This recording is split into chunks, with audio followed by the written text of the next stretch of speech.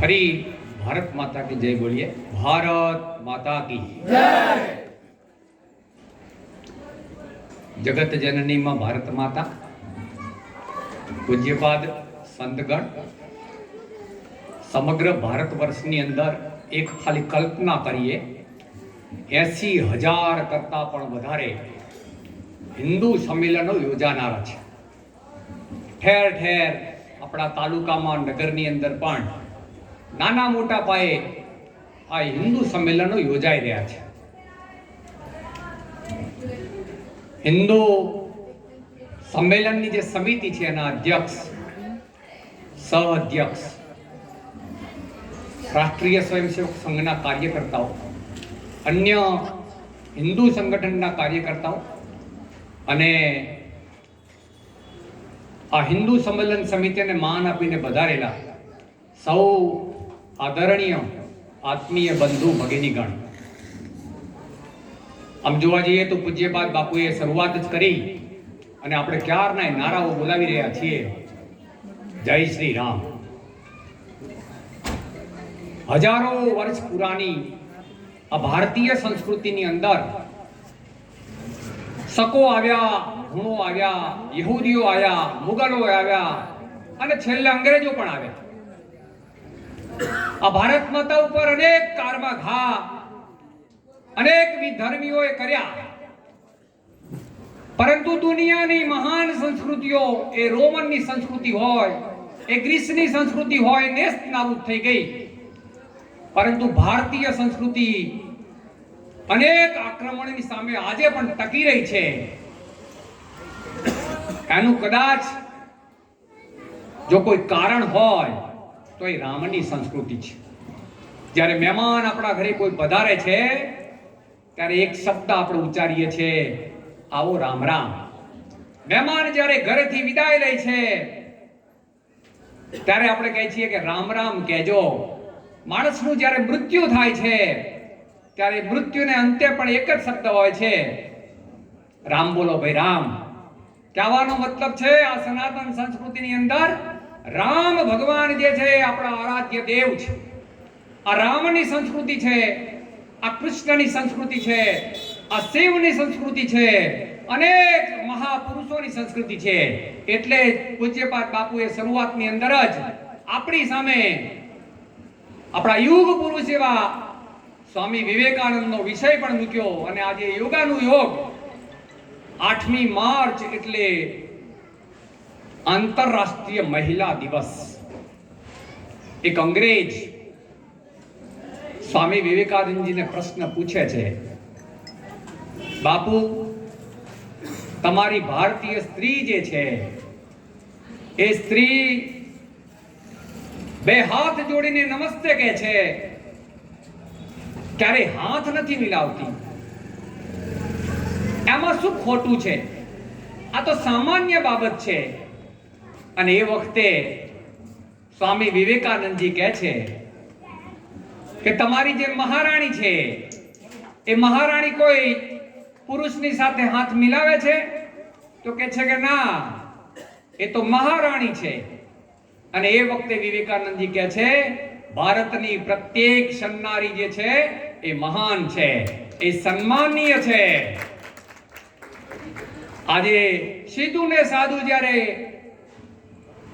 મહિલા આંતરરાષ્ટ્રીય દિવસ હોય તો એ ભારતની મહિલાઓને આપણે યાદ ન કરીએ એ પણ અયોગ્ય કહેવાય. આજની વર્તમાન સમયની જે નારીઓ છે, માતાઓ જે છે, એમણે ખાસ સીતા માતાને યાદ કરવા જોઈએ, ગાર્ગીબાઈને યાદ કરવી જોઈએ, લોપામુદ્રાબાઈને યાદ કરવા જોઈએ, મીરાબાઈને યાદ કરવા જોઈએ, એ તારા અને મંદોદરીનું સ્મરણ કરવું જોઈએ. આ નારીઓનું જો સ્મરણ કરશે તો ભારતની નારીઓમાં ક્યારેય ઊંચી આંચ નહીં આવે. પણ આ સંમેલનો જ્યારે યોજાઈ રહ્યા છે ત્યારે સંમેલનનો મુખ્ય ઉદ્દેશ આપણા સામે એક જ છે, ભારતનો હિન્દુ સમાજ મજબૂત બનવો જોઈએ, ભારતનો હિન્દુ સમાજ સંગઠિત બનવો જોઈએ.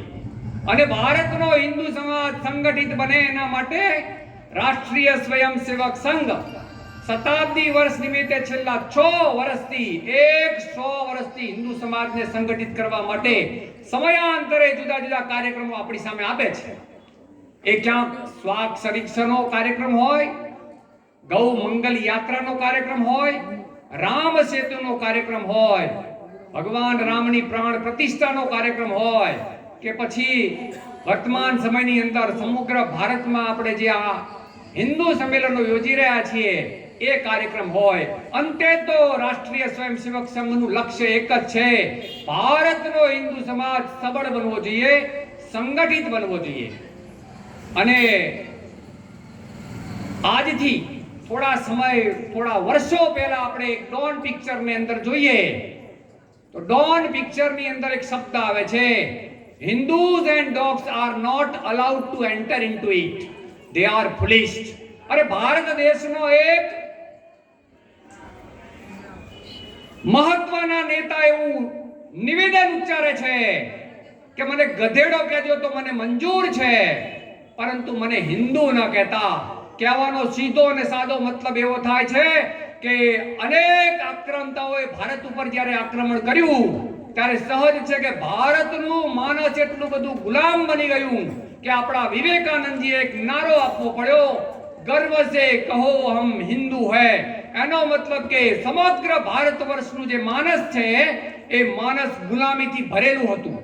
અને એવા સમયે આઝાદી તો આપણે મેળવી, પરંતુ એ સમયના ડોક્ટર ગણ્યા ગાંઠ્યા ભારત વર્ષની અંદર માત્ર 75 ડોક્ટરોમાંનો એક ડોક્ટર એટલે ડોક્ટર કેશવરાવ બલિરાવ હેડગેવારે મનની અંદર એક વિચાર કર્યો. આ વિચાર હતો કે કદાચ આપણે અંગ્રેજોને હાંકી કાઢીશું, પરંતુ જો સમગ્ર ભારત વર્ષનો હિન્દુ સમાજ સંગઠિત નહીં હોય તો બની શકે છે કે ફરી વખત આપણે ગુલામ બનીશું. અને એના માટે એમણે રાષ્ટ્રીય સ્વયંસેવક સંઘની એક શાખાની શરૂઆત કરી. અને શાખા એટલે વ્યક્તિ નિર્માણથી સમાજ અને સમાજ નિર્માણથી રાષ્ટ્ર નિર્માણનું કાર્ય. સમગ્ર ભારત વર્ષની અંદર આપણે જોવા જઈએ તો જાતિ પાત ધર્મ પ્રાંત અને ભાષાથી આપણે આજે પણ વિખૂટેલા છે. ત્યારે ડોક્ટર સાહેબે કલ્પના સાથે આ રાષ્ટ્રીય સ્વયંસેવક સંઘની શરૂઆત કરી. એની કલ્પના હતી એક મંદિર, અને મંદિર અને મન હંમેશા માટે ખુલ્લા હોવા જોઈએ. પરંતુ વર્તમાન સમયની અંદર આપણે જોઈ શકીએ છીએ એક જ્ઞાતિ બંધુ જે આપણા ભાઈઓ છે, આપણા આત્મીય બંધુઓ છે, આટલા વર્ષને અંતે પણ એ બંધુઓ મંદિરની અંદર આવી શકતા નથી.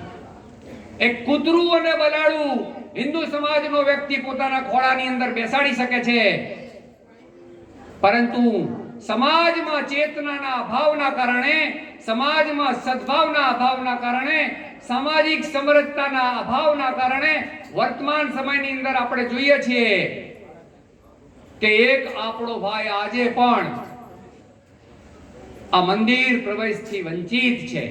એટલે રાષ્ટ્રીય સ્વયંસેવક સંઘે વિચાર કર્યો કે મંદિર અને મન હંમેશા માટે ખુલ્લા હોવા જોઈએ. સામાજિક સંરચના, સામાજિક ભાવ, આત્મીયતાનો ભાવ પ્રત્યેક હિન્દુ સમાજ માટે આપણી સામે હોવો જોઈએ. અને વર્તમાન સમયની અંદર સંઘે એટલા માટે જ ઠેર ઠેર હિન્દુ સંમેલન તો આપણને આપ્યા છે, પણ સાથે સાથે પંચ પરિવર્તન, આ ભારતીય સમાજને પકડવા માટે વર્તમાન સમાજની ભારતની જો સમસ્યા હોય તો એ સમસ્યા છે સ્વનો અભાવ. સ્વનો અભાવ એટલે વ્યક્તિ આપણે જોઈ શકીએ છીએ પ્રત્યેક વ્યક્તિ ક્યાંક મોબાઈલથી, ક્યાંક ડિજિટલથી સંપૂર્ણ પોતાનો દિવસ ગાળી રહ્યો છે, પરંતુ પોતાની સાથે વાત કરતો નથી. સ્વનું ગૌરવ નથી. વર્તમાનમાં આપણે અનેક નેરેટિવ્સ આપણે જોઈ રહ્યા છીએ મને મારી માતૃભાષાનું માન હોવું જોઈએ, કારણ કે માતૃભાષા પણ માં છે. અને જે દિવસે એ માતૃભાષાનું આ સંસ્કૃતિનું નેસ નાબૂદ થશે ત્યારે હિન્દુ સમાજ ટકી નહીં શકે. એટલે સૌથી પહેલા પ્રત્યેક વ્યક્તિએ ભાષાનું ગૌરવ હોવું જોઈએ. પરંતુ વર્તમાન સમયની અંદર આપણે જોઈએ છીએ એક નાનકડું બાળક જ્યારે અંગ્રેજીની અંદર ટ્વિંકલ ટ્વિંકલ લિટલ સ્ટાર અથવા બા બા બ્લેક શીપની જ્યારે રાઈમ ગાતું હોય છે ત્યારે એની માતા અનેક વાર આ નાનકડા બાળકને પેરોટની માફક વારંવાર ગવડાવતું હોય છે. કહેવાનો સીધો ને સાદો મતલબ છે, અંગ્રેજી સામે કોઈને વાંધો નથી, પરંતુ મને મારી માં સમાન એવી ગુજરાતી ભાષા અથવા મારી માતૃભાષાનું મને ગૌરવ હોવું જ જોઈએ. સ્વની સાથે કે છે વર્તમાન સમયની અંદર આપણી સામે જ કેટલાક યુવાનો બેઠા છે. આ યુવાન એ ભારતની તાકાત છે, યુવાન એ ભારતનું ભવિષ્ય છે. પરંતુ વર્તમાનમાં યુવાનને પૂછવામાં આવે કે વીર સાવરકર કોણ હતા? આપે વીર સાવરકરની સમાધિની મુલાકાત લીધી છે? આપ હલ્દી ઘાટીના યુદ્ધ વિશે શું જાણો છો? મહારાણા પ્રતાપના ઇતિહાસ વિશે આપ શું જાણો છો? તો વર્તમાન સમયની અંદર ભારતનો એ યુવાન જે છે ને માથું ઝુકાવે છે. જે દેશની પાસે ઇતિહાસ નથી એ દેશ ક્યારેય ટકી શકતો નથી. કહેવાનો સીધો અને સારો મતલબ છે કે દેશ દુનિયાની અંદર યુવાન ભ્રમણ કરે, પરંતુ સ્વ ભ્રમણ એટલે ભારત દેશના આવા જે શહેરો છે જ્યાં ક્રાંતિકારીઓએ પોતાના સંપૂર્ણ જીવન હોમી દીધા છે, એના ઇતિહાસને આપણે જાણવો પડશે, એના જીવનને આપણે જાણવું પડશે, એમાંથી કંઈક આપણે શીખ પ્રાપ્ત કરવી પડશે. ક્યાંક આપણી ભૂષા ગુજરાત ગામડાની અંદર તો કહેવામાં આવે છે કે દેહ છોડાય પણ વેહ ન છોડાય. વર્તમાનમાં આપણે જોઈએ છીએ કે આપણો વેહ માતા પિતાને ચિંતા થાય એવો વેહ થયો છે. વર્તમાન સમયની અંદર સમાજની મોટી સમસ્યા કોઈ જો હોય તો હું તો જોઉં છું કે પ્રે વેડિંગ. આ પ્રે વેડિંગ જેવા કાર્યક્રમની અંદર આપણી બહેન દીકરીઓ જે સન્માનને પાત્ર છે એવી બહેન દીકરીઓ પોતાના જે શરીર છે એને ખુલ્લા મૂકે છે. ક્યાંક પુરુષ સમોવડી બનવા માટે આ બહેન દીકરીઓ જે છે એ પુરુષ જેવો વેશ ધારણ કરે છે, પુરુષ જેવા વાળ ધારણ કરે છે અને ક્યાંક ક્યાંક પોતાના રોલ મોડેલ જે સીતા સાવિત્રીબાઈ હોવી જોઈએ. કારણ કે ભારતની એ સાવિત્રીબાઈ જેના ઉપર આપણને ગૌરવ થાય કે એ સાવિત્રીબાઈ જે છે એ પોતાના પતિને યમ પાસેથી પાછી મેળવીને લાવ્યા હતા. આ ભારતની સન્નારીની તાકાત છે.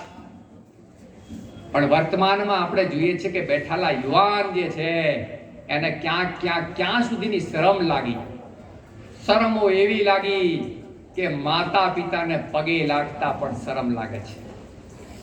આ ભારતની ભૂમિ એમ કહેવાય છે કે અતિથિ દેવો ભવવાળી આપણી આ ભારતીય સંસ્કૃતિ છે. એક સમય એવો હતો કે પ્રત્યેક ગામની અંદર ક્યાંક પાઠશાળા, ક્યાંક અન્નશાળા, ક્યાંક આયુર્વેદ એટલે કે અસ્પિતાલો પ્રત્યેક ગામની અંદર હતી.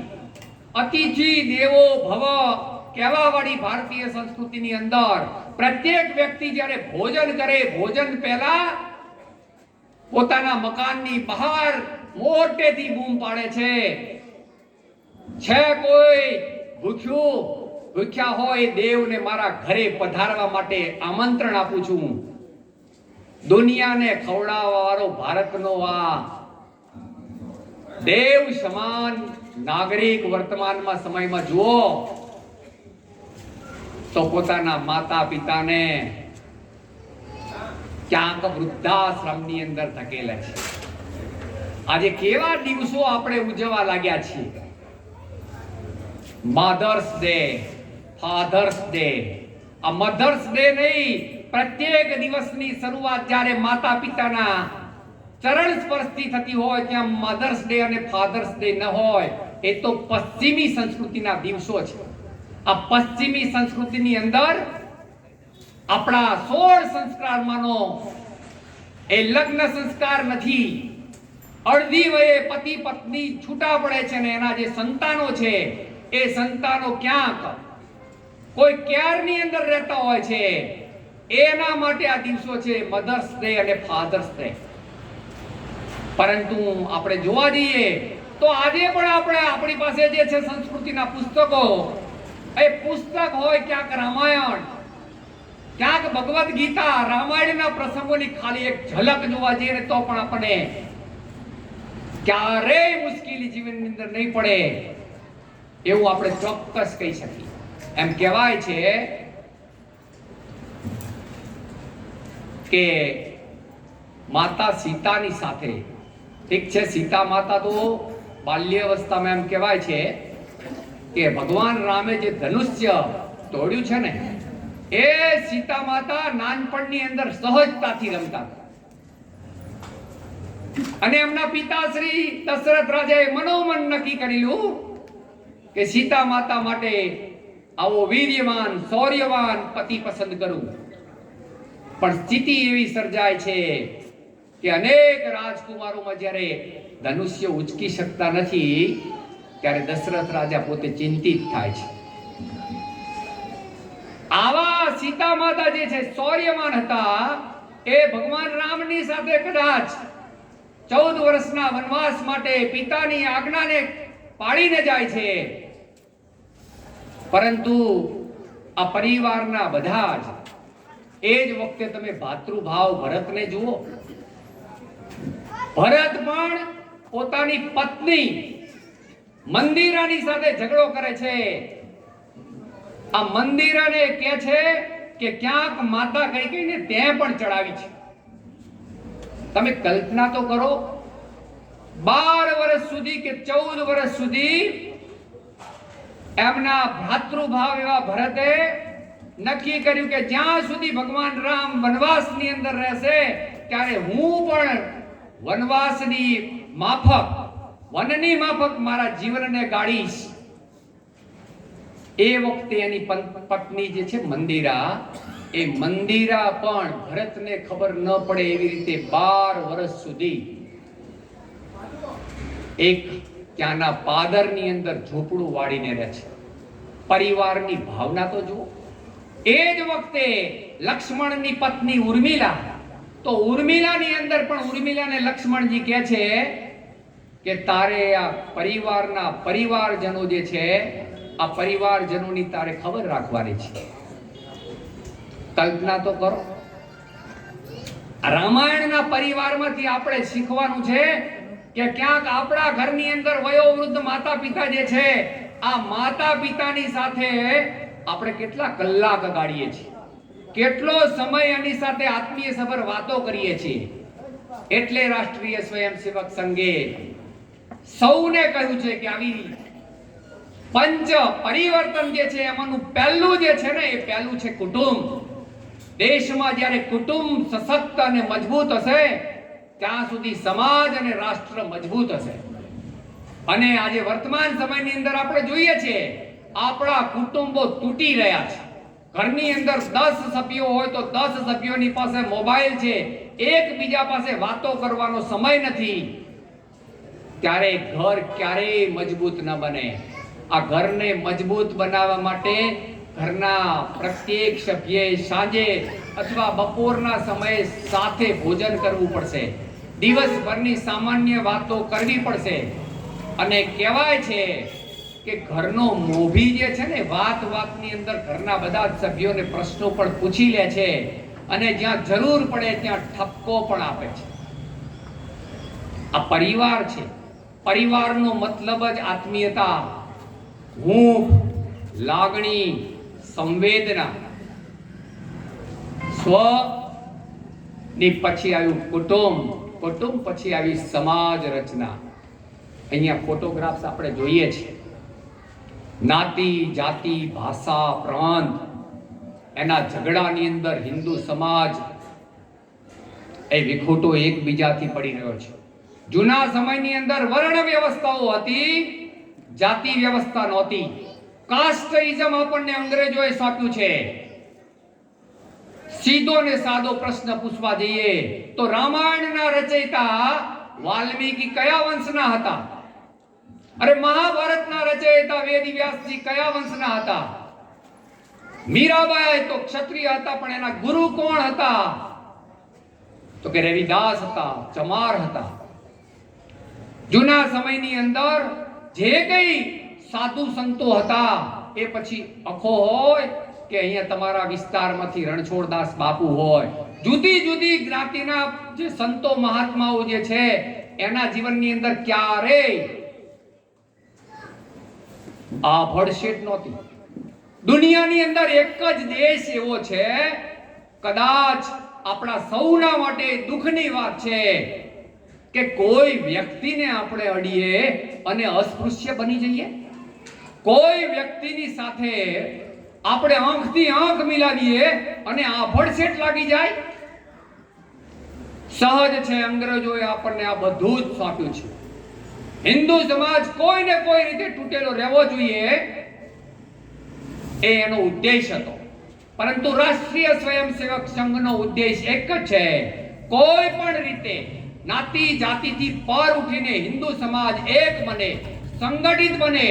સંગઠનની અંદર જ તાકાત છે. કદાચ વ્યક્તિ જે છે એ સત્ય હોય પણ એની પાસે સંગઠન નહીં હોય તો સત્ય વાળો વ્યક્તિ પણ ક્યારેય જીતી શકતો નથી. અંતે તો બલી એ બકરાની જ થતી હોય છે, ઘોડા, હાથી કે સિંહની નથી થતી હોતી. હિન્દુ સમાજ માટે રાષ્ટ્રીય સ્વયંસેવક એક કામ કરે છે, હિન્દુ સમાજની તાકાત વધવી જોઈએ. અને વર્તમાન સમયની અંદર આપણે જોઈએ છીએ, એક સમયે હિન્દુ સમાજ પોતાની જાતને શરમ અનુભવતો હતો, એ જ હિન્દુ સમાજ આજે વર્તમાન સમયની અંદર માત્ર ભારતમાં નહીં, દેશ દુનિયાની અંદર પોતાની તાકાત અને પરચો બતાવી રહ્યો છે. જેમ પૂજ્ય બાપુએ આપણી સામે વાત કરી, આગળ એથી પણ જોવા જઈએ કે સનાતન ધર્મ, તો સનાતન ધર્મ એટલે જીવ દયા. આ દેશની સંસ્કૃતિ એવી છે કે દુનિયાની 3 સંસ્કૃતિઓ એક સંસ્કૃતિનો વિચાર છે, જીવું તો માત્ર ને માત્ર હું જીવું. બીજી સંસ્કૃતિ છે જીવો અને જીવવા દો. પરંતુ ભારતીય સંસ્કૃતિ એક એવી છે, એ કહે છે કે જીવો અને જીવાડો. આ જીવો અને જીવાડો એનો મતલબ છે, વર્તમાન સમયમાં તમે રોજે રોજ સવારમાં ઉઠતાની સાથે જોતા હશો, કોઈ ચકલાને ચણ નાખે છે, કોઈ માસલાને ગોળીઓ બનાવીને ખવડાવે છે, કોઈ કૂતરાને રોટલી નાખે છે. પેલી માતા પોતાના નાના બાળકને સમજાવે છે કે બેટા, આ પહેલી રોટલી તો ગાય માતાની છે. આપણે ત્યાં દુનિયાની અંદર એક જ દેશ એવો છે કે જે ધરતીને માં કહે છે. એટલે નાનકડું બાળક જ્યારે સવારે ઊભું થાય છે ત્યારે બાળક બોલે છે, સમુદ્ર વસને દેવી પર્વત સ્તસ્તન મંડલે વિષ્ણુ પત્ની નમસ્તુભ્યમ પાદ સ્પર્શક સ્મોક્ષમે. હે માં, મારા ભારને સહન કરજે. અરે એક સામાન્ય ચા વાળો જ્યાં ક્યાંય ભણવા માટે નથી ગયો, એ ચા વાળો પણ ધરતી માતાને પહેલી ચા જે છે ને એ ચા અર્પણ કરે છે. ત્યાંથી પણ આપણે થોડાક આગળ જઈએ તો પ્રત્યેક ખેડૂત પોતાના કાર્યનો આરંભ એ અષાઢી બીજની દિવસે ધરતી માતાના વંદન સાથે દીવો પ્રગટાવીને કાર્યનો પ્રારંભ કરાવે છે.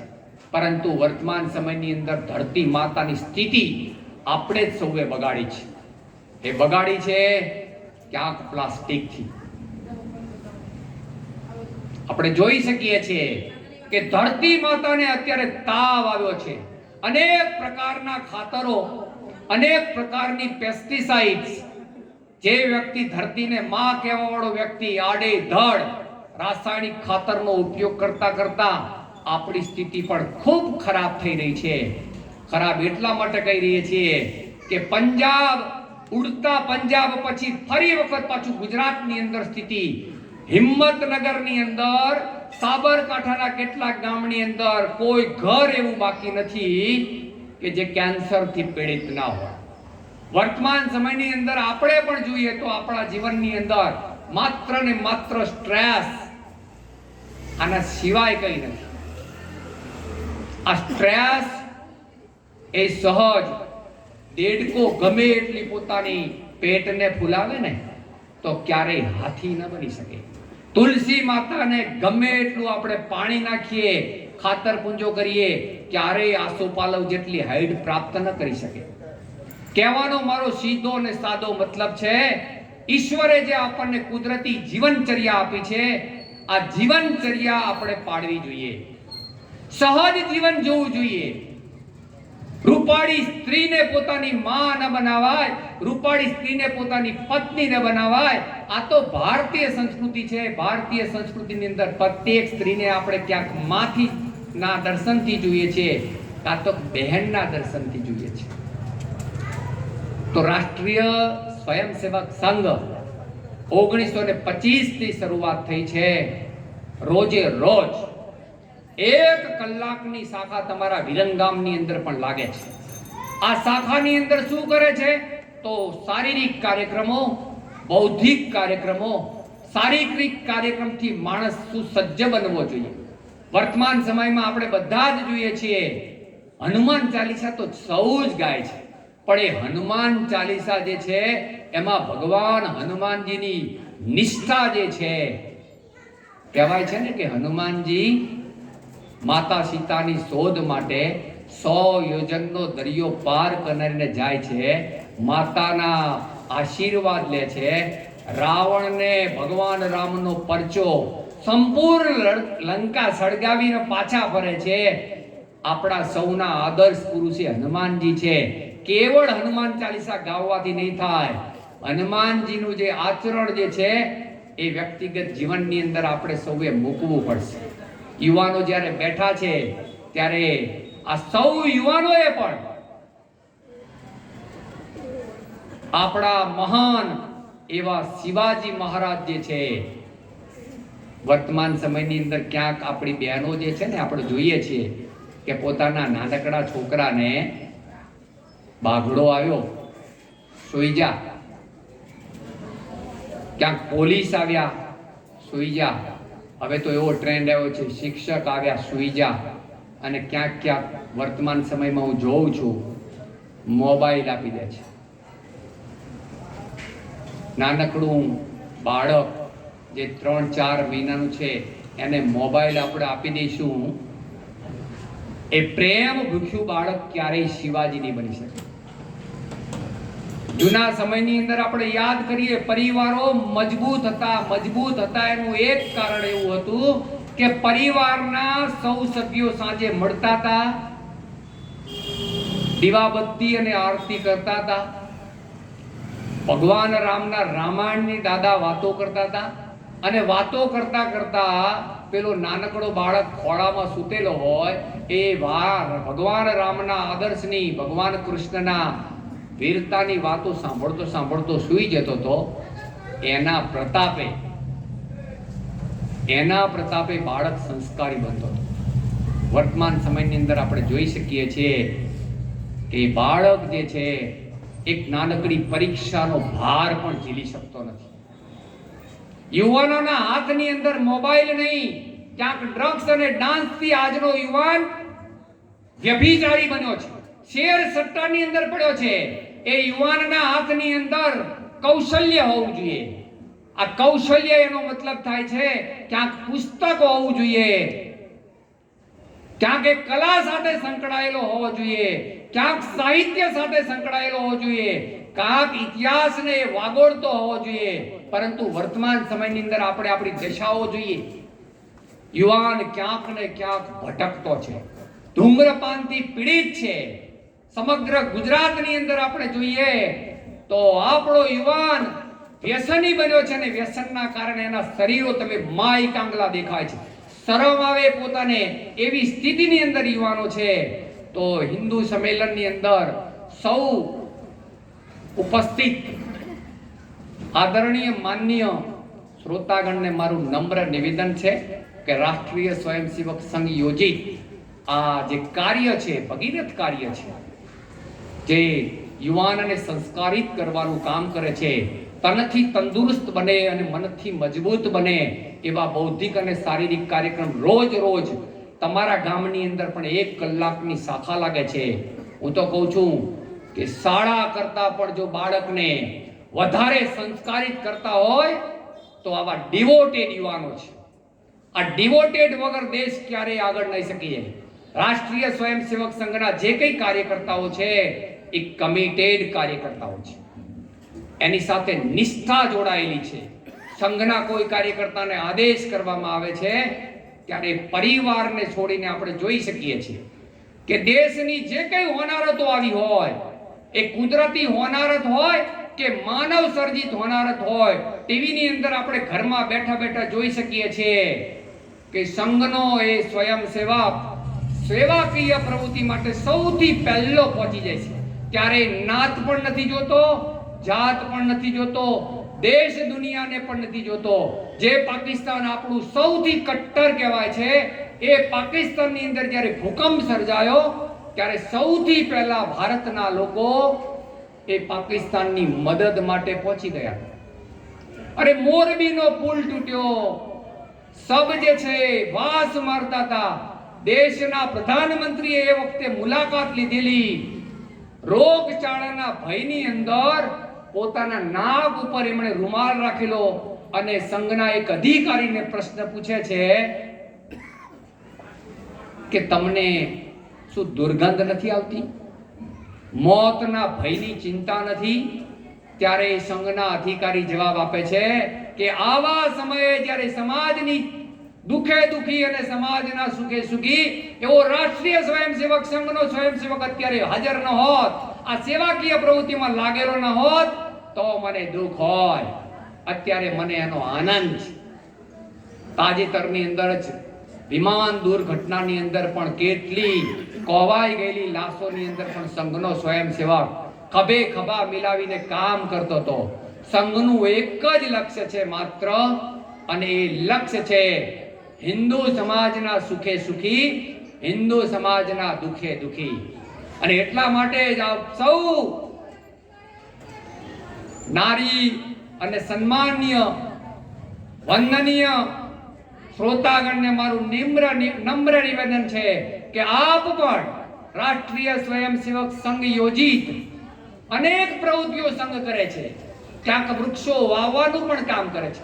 દેશ દુનિયાની અંદર વર્તમાન સમયની અંદર આપણે જોવા જઈએ તો સૌથી મોટામાં મોટી સમસ્યા એટલે પર્યાવરણની સમસ્યા છે. અહીંથી અમદાવાદ આપણે જઈએ ત્યારે એક સરસ મજાની બેનર્સ આપણને જોવા મળે છે, અને બેનર્સમાં લખેલું હોય છે પ્રકૃતિની ગોદમાં ઘર. પ્રત્યેક વ્યક્તિ એવું ઈચ્છે છે કે મારું ઘર જે છે ને પ્રકૃતિની ગોદમાં હોવું જોઈએ. ત્યાં સરસ મજાની પક્ષીઓનો કલરવ હોવો જોઈએ, મોર જેવા પક્ષીઓ નાચતા હોવા જોઈએ, હવા શુદ્ધ હોવી જોઈએ. પ્રત્યેક વ્યક્તિ પોતાના પર્યાવરણને શુદ્ધ ઈચ્છે છે, પણ આમાંથી બેઠેલો કોઈ વ્યક્તિ એવો છે કે જે પર્યાવરણની ચિંતા કરે? સંઘ આપણને કહે છે કે આપણું જીવન માત્ર ને માત્ર જો વૃક્ષોનું વાવેતર કરીશું, વૃક્ષોનું જતન કરીશું તો જ આપણે જીવી શકીશું. આપણી તો સંસ્કૃતિ છે. જૂના સમયને યાદ કરો, એમ કહેવાય છે કે એક પત્તું કોઈ વ્યક્તિ તોડે ને એ પહેલા એ વનસ્પતિને પગે લાગતો હતો. એક પત્તું તોડે એની સામે એક વૃક્ષ વાવતો હતો. કદાચ આપણે એર પ્યુરિફાયર તો લાવી શકીશું, એર પ્યોરિટી નહીં કરી શકીશું. એટલે જ સંઘ આપણને કહે છે કે આપણે ક્યાંક પ્લાસ્ટિકનો દુરુપયોગ ન કરીએ. સરકાર પણ એક જોરદાર અભિયાન ચલાવી રહ્યું છે. ઘરની અંદર બહેનો પણ આપણે જોવા જઈએ તો શાકભાજીનું જે વેસ્ટેજ છે એ વેસ્ટેજ પેલી કોથળીની અંદર બાંધીને પછી નાખી દે છે, અને એ ક્યાંક બકરું અને ક્યાંક ગાય ખાય છે. આ જેને આપણે માતા કહીએ છીએ, એવી ગાય માતાની દુર્દશા કરવા વાળા કોણ છે? આપણે પોતે છે. તો એવા સમયે આપણે બેઠેલા બધા જ પ્રતિજ્ઞિત બનીએ કે હું ઓછામાં ઓછા પાણીનો ઉપયોગ કરીશ. હવે પછીનું યુદ્ધ એમ કહેવાય છે કે દેશ દુનિયાની અંદર હવે પછીનું યુદ્ધ જો કોઈ હોય તો એ પાણીનું યુદ્ધ હશે. તમે પણ ક્યાંક ક્યાંક પાણીની મુશ્કેલીઓ આવી તમારા નગરની અંદર જોતા હશો. તો ઓછામાં ઓછા પાણીનો ઉપયોગ કરીએ, પ્લાસ્ટિકનો બિલકુલ ઉપયોગ ન કરીએ. લગ્ન પ્રસંગ જેવાની અંદર પણ પ્લાસ્ટિકની જે પાલીઓ જે છે થોડો પ્રયત્ન કરીશું. અને આ પંચ પરિવર્તનની અંદર માત્ર શું કરવાનું છે? કોઈએ શાખામાં કદાચ ન આવી શકે તો જરૂરિયાત નથી. માત્ર આપણા કુટુંબમાં આપણે કુટુંબના લોકો સાથે વાત કરવાની છે. સમાજમાંથી નાનકડો જે સમાજની અંદર કામ કરે છે, આ ગામની અંદર તમે જુઓ, દૂધ વેચવા વાળો, ક્યાંક શાકભાજી વેચવા વાળો, આ તમારા ફળિયાને સફાઈ કરવા વાળો દેશ માટે સૌથી મોટામાં મોટું યોગદાન આપી રહ્યો છે. આવા લોકોને આપણે માન સન્માન આપીએ. નાગરિકો અહીંયા બેઠેલા છે, ક્યાંક સિંગાપુરની આપણે વાતો કરીએ છીએ, ક્યાંક પશ્ચિમના દેશોની ડિસિપ્લિનની વાતો આપણે સૌ કરીએ છીએ, પણ અહીં બેઠેલો નાગરિક કેટલા એક નાગરિક કર્તવ્યનું પાલન કરે છે. આપણે સૌ અધિકારોને માગીએ છીએ પણ આપણી ફરજોને ભૂલી જઈએ છીએ. નાની નાની ફરજો જે છે, વાહન લઈને જઈએ છીએ તો ક્યાંક હેલ્મેટ પહેરવાનું છે, ક્યાંક ટ્રાફિકના નિયમોનું પાલન કરવાનું છે. અને આવી નાની નાની બાબતો જે છે એ જ ભારતને પરમ વૈભવના શિખર સુધી પહોંચાડી શકશે. એટલે સંઘે અત્યારે આપણને સૌને એક વિષય આપ્યો છે, પંચ પરિવર્તન. તો અંતે પૂજ્યપાદ સ્વામીજી જે પધાર્યા છે એમના ચરણોમાં વંદન કરીને મારું વક્તવ્ય અહીંયા પૂર્ણ કરું છું. ભારત માતા કી જય. જય